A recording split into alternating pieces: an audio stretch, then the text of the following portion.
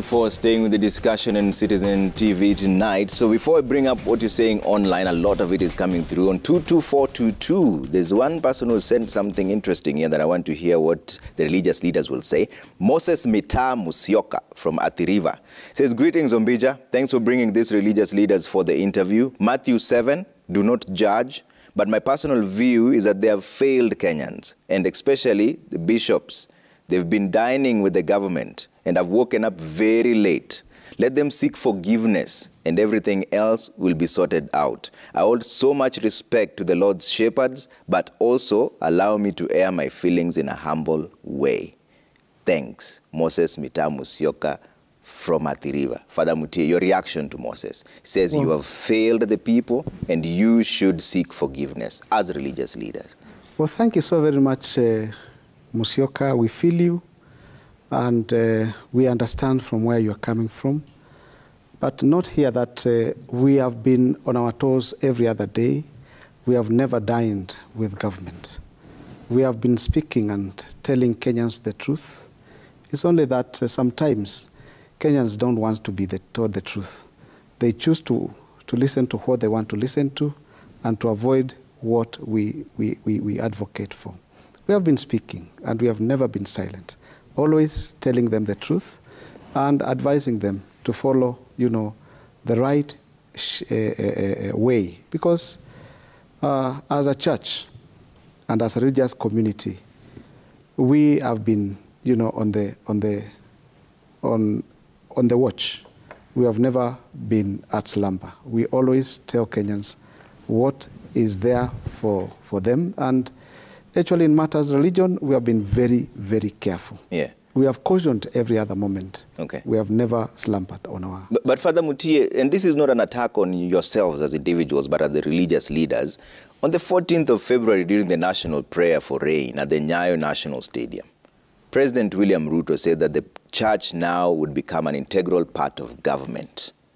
Isn't this the unholy alliance between politics and religious leaders that Musyoka is talking about? Well, it will depend on how you interpret that. Because, religion or religious leadership has always spoke or worked, alerted government or spoken on matters. And we have taken common actions on matters that, affect the citizenry. And so, therefore, maybe the utterances meant that, from now henceforth, we will listen to the leadership of the church and get or the leadership of the religious community and get to act accordingly. Maybe that could be the meaning. But, having to say this was a direct intention or an intentional utterance that the church will go to bed with government, I think I would say no. Okay. Reverend Odede, should you as religious leaders be seeking forgiveness from Kenyans like Musyoka is saying? Thank you. Thank you, Musyoka, for that very candid question on our relationship with the government. The issue of the relationship between the state and the church has always been an issue that throughout the history of Kenya is up and down. There are moments when the church has played the role of the opposition in the country and have spoken out truth to power in almost like an opposition party. There are moments when some have felt like Musyoka is saying right now that the church has become pretty close to the powers that be. Now, my own reflection is that our relationship as clergy with the and religious clergy with the state should be such that you can be able to speak in terms of speaking out something that is wrong, and you can also be able to speak out something that is, that you're affirming. Now, if you get so close that you can't speak out something that is wrong, then that relationship is wrong. We've seen that with Chiloba in Zambia with the church. We've seen that with Gabo in Cote d'Ivoire, I think so, and the church. And we've seen that in a number of nations. In Ghana, we saw that also when the church and the state had become so mingled up that you would not know the difference. What happens then is that when the people throw out the state because of its misdeeds and its sin, they throw out the church as well, because they consider those sins as the sins of the church. Yes. Yet on the other hand, when the clergy have an opportunity, some of the clergy do have an opportunity to speak truth to power in out of the limelight of the cameras. I think it's not wise to seek celebrity status to indicate that you're speaking some truth to power. Okay. So you could do this with your back channels. Yeah. But sometimes that then shows the people that you are still... You are not doing anything. Yeah. And Archbishop, you know, even right now as we speak, there are some churches, quote unquote, that are selling the prosperity gospel. We have seen some churches claiming to be healing people and people end up dying. But you have not come out strongly to oppose and say this is not right, this is not what we agree with. Isn't that why Musyoka is saying you ought to seek forgiveness from Kenyans for failing them? Let me first of all follow what my two brothers have said. The issue here is an issue of perception. Because any given time, religious leaders are not part of government, and neither do we want to be part of government, and government is not part of church. There should be clear indication.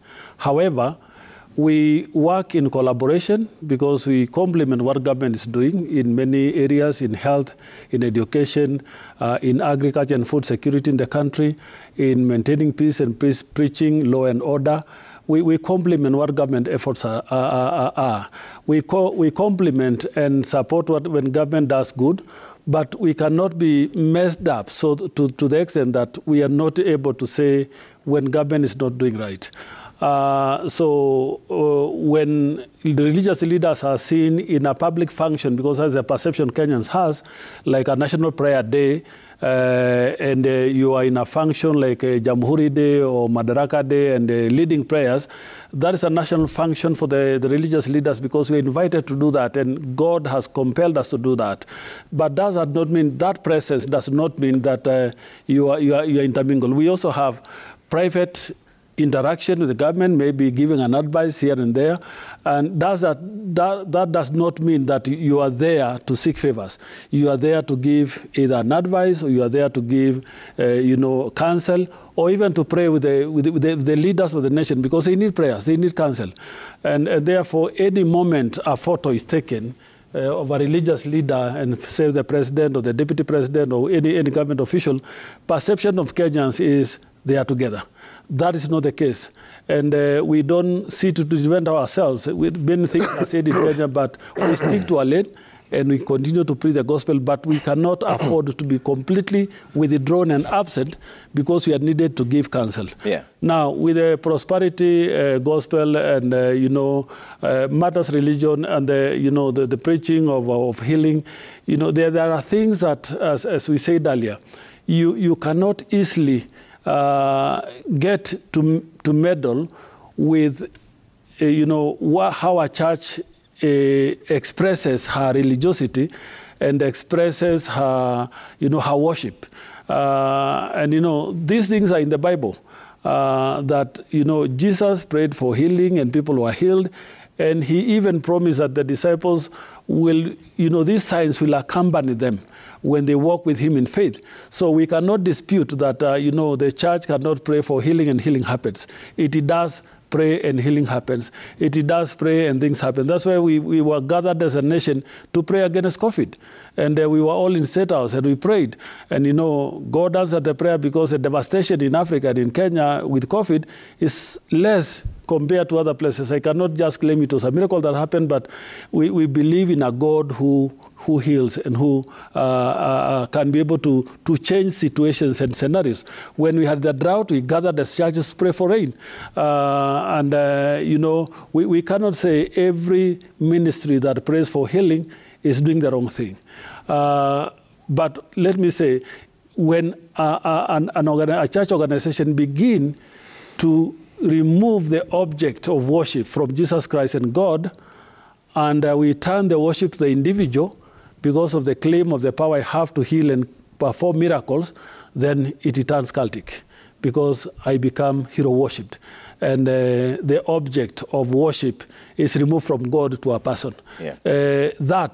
I can call outright, it will have deviated from Christian teaching, because in Christianity we are asked to approach the throne of God with trembling and in humility, not in pride, not in self-adoration, but in adoring the only one who can be adored. And you know, that's a difference. When we begin now to turn the object of worship from God to the individual leader, then it becomes cultic. Yeah, but Sheikh, we've seen certain religious institutions where now faith and deceit is almost the same thing. Yeah. People have died, lied to that they're going to be healed, yeah. and they literally die in the field.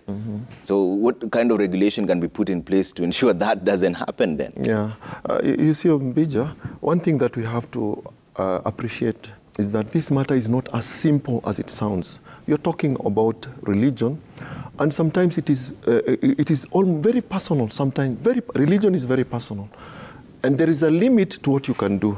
I can see you pointing a finger at our chairman here. Where were you? What did you do? Even the Archbishop here. There is a limit to what he can do. For me, the blame lies with the government, because is religion supposed to bring disaster to the people or good to the people? The answer is it has to stop where it's supposed to help the people. It's supposed to bring good to the people, prepare the people to live a good life in this world as they prepare for heaven. Now, whose responsibility is it to make sure that it is not misused? For me, it is the government. The Archbishop does not have the tools to make sure that they do not overstep. So again, when there is a problem, you can either decide to treat the symptoms or the root causes. We need also to go deeper and find out why are Kenyans so vulnerable and so easily gullible by any person who comes and says, this is the way. For example, all of us want to go to a good place in heaven. Pepo Niuko, a good place in heaven. And sometimes because of the problems you're facing in this world, somebody might even want to show you how to go to heaven perpendicularly. Quickly. A shortcut to go there. And that's why many people, and I want to believe as things unfold, I want to believe the majority of the people who have been victimized in Shakahola and other places where religion has been misused, they are poor people, people with problems. So even as we address and come up with regulations, we need also to address the underlying root causes, because there are so many. And it includes also educating our people that not everybody who comes up in the name of God is actually taking you to God. So Kenyans, at least, we should be able to bring up our children in such a way that they should be able to distinguish between a person that is taking them in the wrong direction. But for me, at the end of the day, the buck stops with the government. Okay. If anybody oversteps any of the fundamental rights and freedoms that are granted in the Constitution. Yeah. Father Muti, I'm sure you also watch news and you flip through channels and you see sometimes that there are some practices in the name of religion. They may not even be under you, but they're being done and you disagree with them. Right now, the biggest one is the gospel of prosperity. The other one is the miracles that people have, that they declare. Shouldn't you at least write down something to the government, tell them this 1, 2, 3, 4 are doing things we disagree with, and then leave it at that? Somehow it shall have been seen the Interreligious Council of Kenya disagrees with the ways of so and so. Even if it is individual responsibility, isn't that the bare minimum you can do? Thank you, Trevor, for that question. Probably it's good for you to get to understand the structure of the Interreligious Council of Kenya. The Interreligious Council of Kenya is a collaboration of faith communities that come together. And each faith community has its own groupings. For example, when we are talking of the organization of the African Instituted Churches, where I'm the General Secretary, we are talking of the African Church, the churches that were initiated and founded by the Africans themselves in this land. So we sit together and look at ourselves and retrospect, get to understand where we are going. The same happens with any other religious coordinating body. For example, from the Evangelical Alliance of Kenya. Every other grouping is under an umbrella body. So the Interreligious Council of Kenya has 9 entities. We have the Supreme Council of Kenya Muslims. We have the National Church Council of Kenya. We have the Kenya Conference of Catholic Bishops. We have the Shia Ithna Sharia. We have the National Muslim Leaders Forum, Seventh-day Adventists, Organization of African Instituted Churches. We also have the Hindu Council of Kenya. We do have also the Evangelical Alliance of Kenya. Yeah. So every other body has the autonomy to summon their own members if matters get worse. And, you know, when they have internal wrangles, then they will tell us, please don't deal with so-and-so, because, you know, they may be representing the institution at the level of the Inter-Religious Council. So that is how the Inter-Religious Council works. Fair point. Yeah. But you're saying now then that the 9 institutions under that, none of them have raised a concern with the current gospel of prosperity. They have internal mechanisms of, you know, handling defaults and mismanagement within themselves. You know, they have the autonomy. You cannot get to step into their institution. They have the autonomy. All right. So then this is why the government wants to do an umbrella regulations format for everyone then. And you said that you want to give your own views in terms of how regulation should be. Of course, we will come together as a community of faith and also give our way of thinking. Okay. Because, you know, we have the leadership with us. And the leadership actually knows better what would work and what would not work. Okay. So therefore, we would seek, you know, to participate very much, because this is at the center of our calling. I see, Archbishop, you want to jump in on this one. Yes, I want us to look at, he's talking of the umbrella bodies. But we must also realize that in the Christian family, it's not so much with the Muslim family. In the Christian family, we also have moved from, you know, organized churches to individual ministries. And we are separating churches on a daily basis. You will hear, you know, this church has separated yesterday. It has now 10 branches because everybody want to come up and become, today is a pastor, tomorrow is a bishop, the next day is an archbishop, and he's absolute. What Father Mutia is saying, we are only talking and is in charge of the organized, you know, institutions that are part of the umbrella body. But we have a whole range in Kenya of ministries that are only to the person. And 2 driving things. One is power to reign and to, you know, to control. And, you know, a lot of it, you see, the resources are generated from for the leader, and no accountability and no accountability systems. And that's what I was saying. When the object of worship is removed from God, and, you know, any accountability system is removed, and the accountability system is only with the individual and the person, this is where we have a problem. And what we are saying is that when the regulation, we need a framework. In my view, we need a general framework from the government perspective on the criteria that each religious institution must meet this criteria for registration. But as to who check the eligibility to that criteria, the religious bodies are best suited to do that under the umbrella bodies, not as individuals. So that, in my view, we can go into, you know, how did Michuki manage the matatu industry? There was a menace when every person is running their own matatu. But when he made sure that they are all operating within a circle, now the circle leadership will be held responsible. So that the framework of the government should say no single church is going to be registered in Kenya unless it's allied to an umbrella body.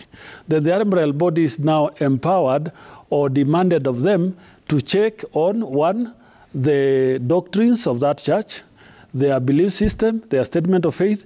They have to check, you know, their mode of worship, you know, how do they express their religiosity, then the interpretation of the Bible, their theology. Because all that, the religious, you know, fraternity within an umbrella body are able to say, within an umbrella body, if it is a Pentecostal, they will know how the Pentecostals operate, how they worship. If it is a mainland churches, we know under SSK how we worship. The Catholic know how they worship. You know, if somebody comes and wants registration within, they must meet certain parameter. Then now the religious umbrella can recommend to the government that this church satisfy our assessment, so that we have a way of assessment. Then vice versa, if they begin to detect there is a problem within a church, within the umbrella body, it is them again to do the assessment, do the study, understand, and then recommend now to the government in a framework, in a set of framework, that this church does not merit to be under our umbrella, so we recommend the registration of that church. If we operate within that parameter, I think we can have a way forward. Would you be willing to declare your wealth if it comes down to it? Oh, yes, I will. Okay. Very quickly. Okay. Yes. Rev Odede? Because I've sat here with some clergy who said that the first thing they would be willing to do is to declare the wealth and the wealth of the church, because we've seen that there are some churches that are out to just make money. Yeah, thank you. I think that's maybe the reason why you are emphasizing the whole question of prosperity and miracles as doctrines that are not sound.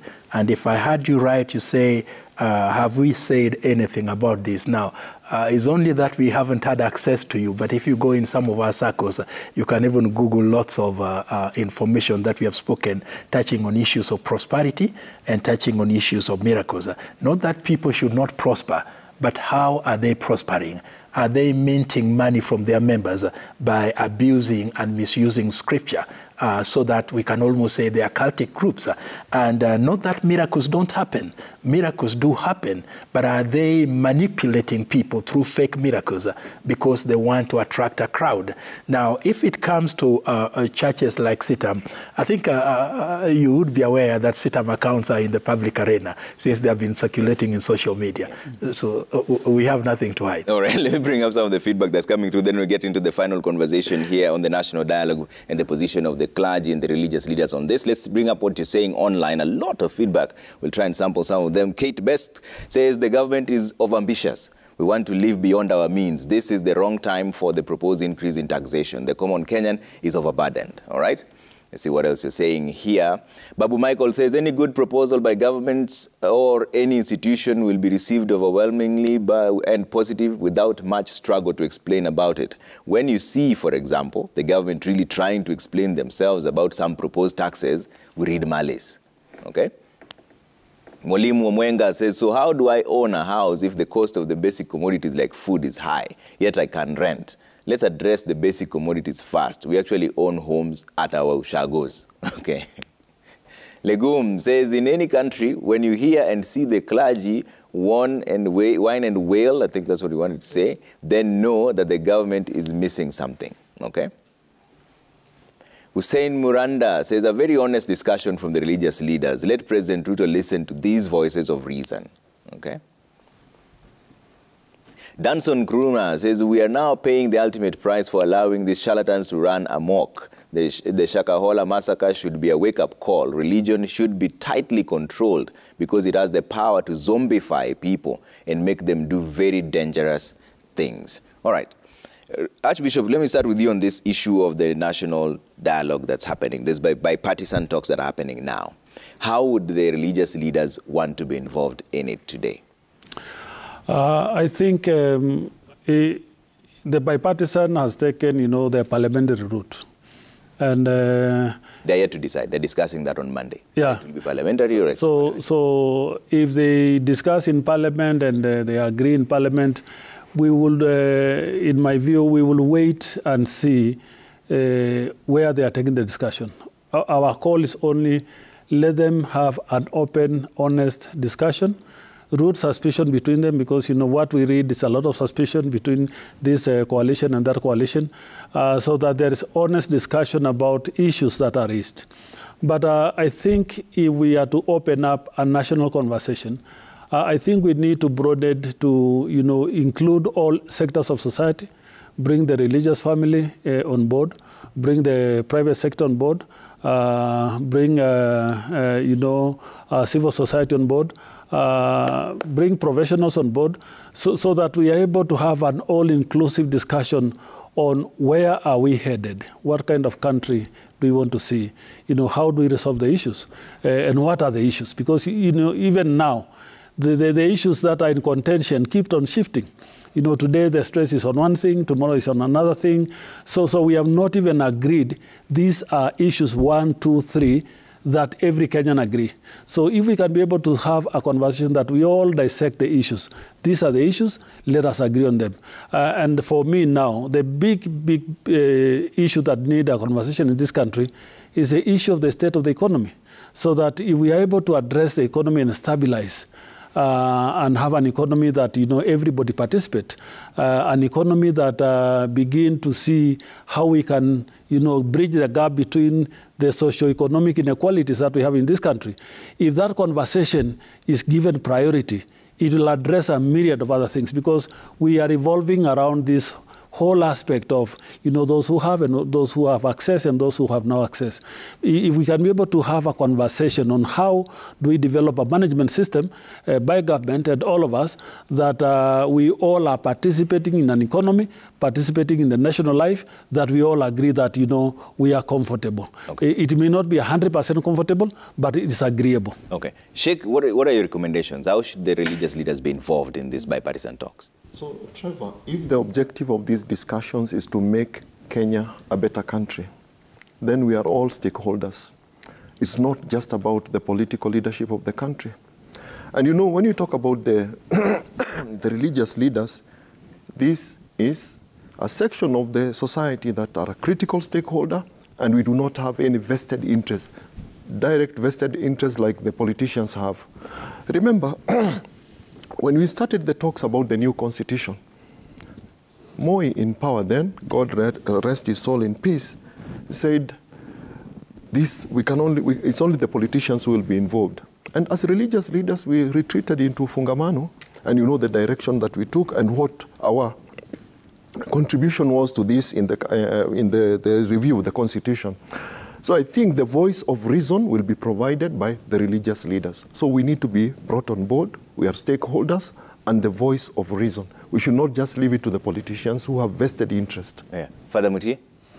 The same, but again, allow me to begin, Trevor, by appreciating the two principles. When we were here some times back, we requested and humbly urged them to tone down their rhetoric and let calmness prevail, but also allow discussion, allow dialogue. And thank you so very much. I want to appreciate them in a special way because of taking their time to reason with the Kenyans. Again, just as Sheikh Lidhome said, yes, it is true, they have vested interests as politicians.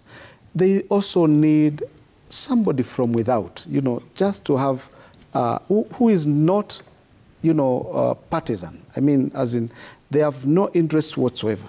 Religious leaders have always remained non-partisan all through, before the elections, during the elections, and even after the elections. And that's why we are here. And we continue to urge that let, them or the dialogue, the conversation begin, but the fears, the suspicions should be kept aside. Okay. And one way of doing it is having some people who are neutral to guide and also walk with them in this process. Okay. Reverend Odede, as we wind up on this discussion. I think it would be very important to know what agenda they have agreed on for discussions. If the agenda they are looking at is basically how to pacify one section of the party and come up with an agreement that will make them work together, that's too narrow. But if they broaden that agenda to include national issues, I think then they need to welcome every party, as the Archbishop rightfully pointed out. Other people also should be part and parcel of that dialogue and discussion. Otherwise, it will remain a dialogue of the head, a dialogue of the hand that doesn't get to dialogue of the heart. Okay. Archbishop, as we wind up on this conversation, and let's pretty much your closing remarks, do we expect a much bolder church or religious leaders going forward? Because like we started, and I see a lot of feedback coming through here saying that they have not heard your voices that much. In fact, even during this discussion we're talking about, they're saying that even during the protests, they didn't hear your voices condemning certain civil liberties that were being infringed upon. They wanted to hear your voice, talk about the protesters who were being brutalized by the police, at the same time, talk about the people's property that was being vandalized. Do we expect a much bolder pronouncements from religious leaders going forward? If anybody cared to listen to my sermon during Palm Sunday, I spoke about, very candidly, I spoke about it in Isaiah chapter 50, verse 11, when I said, the Bible talks of you who are candleless of fire, who are lighting fires and walk in the smoke of the fire you have kindled. And at that time, I asked whoever has planned the attack on Northland, as irresponsible. I also said, leading people to protest that turnouts into chaos and looting is not acceptable. The Constitution allows for picketing that is civil, that is without violence and without looting. But what have we seen in some of these demonstrations? Our own bishop in Kisumu was hit by a stone by, the demonstrators who are on a spree of stone throwing. So we did say it. It is in our sermons. But, in a very noisy country, you choose the noise you hear. So we will be bold, and we have been bold. Okay. Sheikh. Trevor, Yes. it's not true that we did not speak about it. On this very platform, Yeah. I appeared here and we talked about it. Our chairman here has been talking about it. So I think it's being unfair to the religious leaders that we kept quiet about that. I remember we said, yes, demonstrations are allowed, they are in the Constitution, but again, no to destruction of property. And we even spoke here, I remember personally saying, would call upon the principal, the president of this country, to sit down and talk with the other side of the political divide for the sake of this country. So we have been bold and will continue being bold because we have a higher calling. And we do not have vested interests like the politicians have. For them, they might just be thinking about, sorry to say this, about what is in it for them as individuals or political parties. For us, it's about the country. So we've been bold, and I promise you, God willing, we shall continue speaking boldly because first and foremost, we want the pleasure of God Almighty, and we have that responsibility to guide. And I want to say something because I might not get another opportunity. Trevor, I am totally against the issue of politicizing prayer or using prayer and religion for political interest. And for me, it should be the other way around. Religious leaders should be the one guiding the political leadership of this country, but not when it suits the political leadership of the country, then they use religion. Like that statement that was made, whatever you said, that from now henceforth, the church leaders will have this responsibility, which has been misinterpreted as the church leadership or the religious leadership being in bed with the politicians. For me, I would say we should not, and I want to commend my brother here, the Archbishop. He has been very bold about the pulpit being misused by politicians. We should be above the politics. We should be calling them to reason. We should be guiding them, not them guiding us. Because they have vested interest, we don't have vested interests. All right. Father Mtie, closing remarks. Well, thank you, Trevor. It's a moment when now we need to think of coming up with a ministry, call it religious or and cultural ministry that really looks into these matters so that, we have our representation at the cabinet where, religious matters can be questioned and we have somebody who can answer, those such kind of questions. But again, Trevor, we appreciate Kenyans. They are very vigilant. Every other moment when they see things that things working against the will of the citizens, they come out and speak. But, let's continue to be fearless. Let's speak out. If only the people in Shakahola spoke, it would have not gone this far. Please let Kenyans speak. It is their right to air their views on anything that they see. If they are not, willing to speak to the security, the religious leaders are here. Let them reach out to the religious leaders on matters that are affecting them so that we do not find ourselves in such a grave situation where we are lamenting and we feel so sad that we've lost such a big number of people because of our, silence. All right. Thank you. Rev Odede.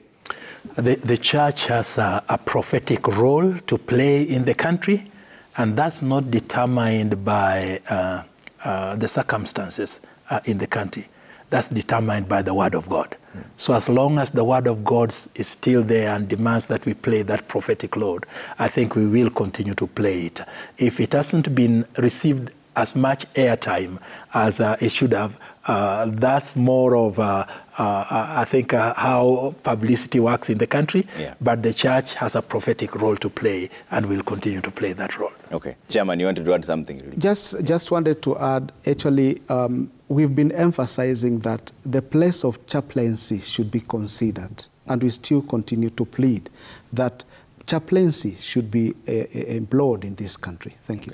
All right. Thank you very much, gentlemen, for making time this evening. Our platforms are always open. Anytime you are welcome to come and discuss these issues with Kenyans. We'll always be willing to accommodate all of you. This is a conversation that we've given extra time. It's almost midnight. I appreciate your patience because this is important to the nation. Chairperson of the Interreligious Council of Kenya, Reverend Father Joseph Mutia, asante sana for making time. Head of the Anglican Church, Archbishop Jackson Olisapit, thank you so much for making time. Presiding Bishop of Christ is the Answer Ministries, that is SITAM, Reverend Calisto Odede, asante sana for making time. And Sheikh Ibrahim Letome of the Supreme Council of Muslims of Kenya, thank you very much for a candid conversation with Kenyans. We'll always give you time to speak to the Kenyan people because yours, like you say, is a higher calling. That's where we leave it for now. My name is Trevor Mbija. It's always a pleasure having you with us. Good night on behalf of the entire team that made this possible. Say asante sana for watching and bye for now.